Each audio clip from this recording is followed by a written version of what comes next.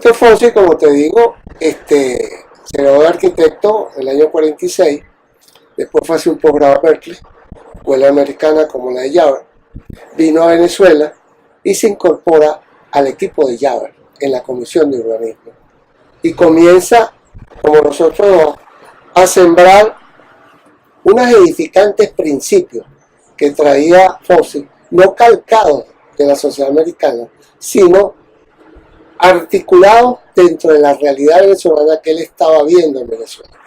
Esa es una de las grandes cosas que tienen estos tres pioneros. No copiaron, no calcaron, pero interpretaron. E hicieron unas interpretaciones muy edificantes de los principios urbanísticos que estaban naciendo en Venezuela en esa época, junto con Polito Martínez, con Pedro Pablo Apurba, con Magnoni, Fe, muchos pioneros que están.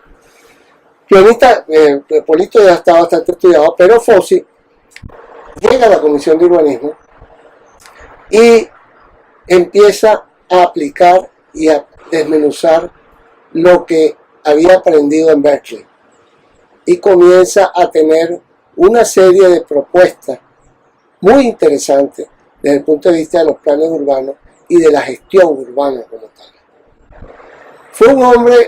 Fue de entre los tres al que conocí con bastante detalle, por lo que te dije al comienzo que tuve la oportunidad de trabajar con él 10 años, como mi Google, en el taller de estructura urbana y dinámica urbana en la Simón Bolívar. Y es un hombre de una modestia única, de una modestia como era José Guillermo Llave, que yo no, en esas 3 horas que hablé con él y la gente que lo conoce, decían que eso era un hombre que, bueno, como era tu padre, pues que no hablaba mal de nadie y con una modestia única frente a eso. Y esos son los hombres que con modestia son sabios, que triunfan. El boquerrón se hunde siempre con sus propias embustes y sus propias palabras.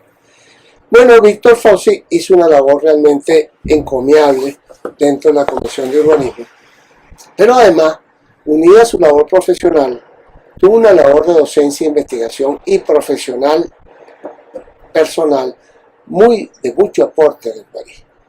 Es decir, todo lo que significa la práctica profesional ligada a la práctica de la dinámica docente y de investigación estaba en Fonsi siempre permanente.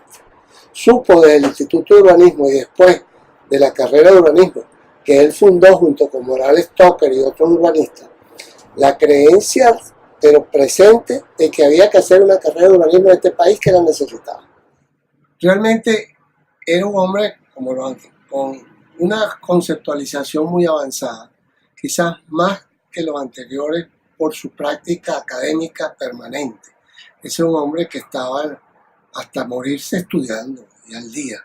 Entonces, para mí, él tiene un valor superior en el sentido de que él tiene la academia con él, tiene el estado del arte permanente y además tiene el background de los demás, con la inteligencia y la capacidad de los demás. Y hizo proposiciones y cosas que cambiaron el pensamiento de Venezuela. Cuando aquí se empezó a hablar del equilibrio regional en Venezuela con Sende, en los años 60, él describió algo importantísimo de que no puede haber equilibrio regional, porque la población no es equilibrada, porque los recursos no son equilibrados, porque todo, que es un absurdo. Empezó a desmitificar, quitar mitos que se estaban creando sin ningún sentido como tal. Y llegó a plantear cosas muy importantes. El carácter mismo de lo antiurbano, cómo se estaba manejando, como lo manejó Chávez y como lo maneja este gobierno, lo antiurbano. Y simplemente de Chávez era porque era una persona que estaba contra el capitalismo y la ciudad había sido históricamente el gran bastión del capitalismo. Y él decía ahí en la entrevista al final, formar nuevas generaciones ganadas a este campo del conocimiento y de su actividad profesional han constituido el foro principal de mis ocupaciones y desvelos durante las últimas décadas de mi vida. Y es así. Él vivió por imbricar su práctica profesional con la docencia y la investigación. Él no era un docente teórico, todo lo contrario, era un docente que había que consultarlo permanentemente en la universidad. Hasta sus últimos días estuvo presente en la universidad con 85 años, viajando con todos los riesgos que eso tiene. Entonces, Fossi es un hombre muy especial. Le tuve un gran cariño, un gran respeto, por la pasión que él le daba a las cosas. Nunca lo vi despotricar de nadie. Inclusive en entrevistas sobre la situación actual del país, cuando se le pregunta sobre la situación actual, habla muy claro. Y dice, sin ofender a nadie, yo le pregunto, bueno, ¿y qué es eso que llaman las ciudades socialistas? Y él dice, eso no existe. ¿Qué significa una ciudad socialista? ¿Cómo? Como decía Miquelena, ¿cómo se come eso? ¿No? Él decía, ¿cómo se organiza una ciudad socialista?